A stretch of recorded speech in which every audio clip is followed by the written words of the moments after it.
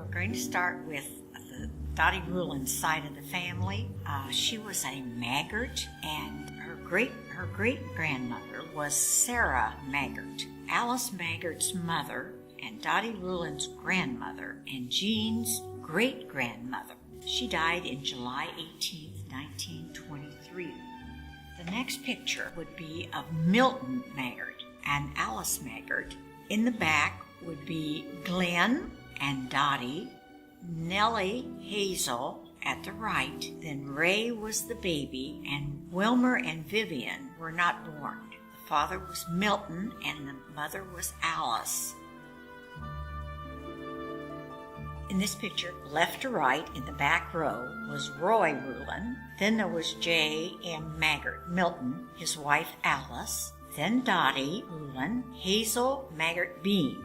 The middle row was Niall Maggart, Bertha Maggart Hostetler. Maud Maggart was the wife of Glenn, and she's holding Carmen, their daughter.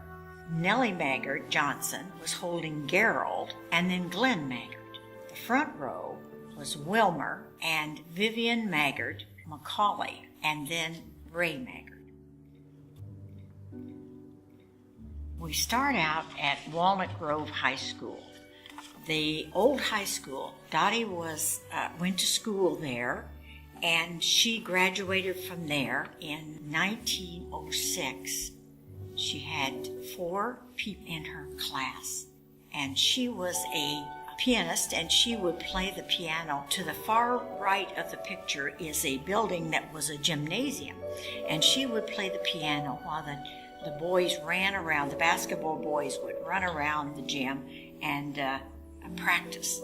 So she graduated from Walnut Grove. This was a building that was built in I'm not sure when it was built, but this was there until in the 30s when they built a new building at Walnut Grove. This sat right behind the old building.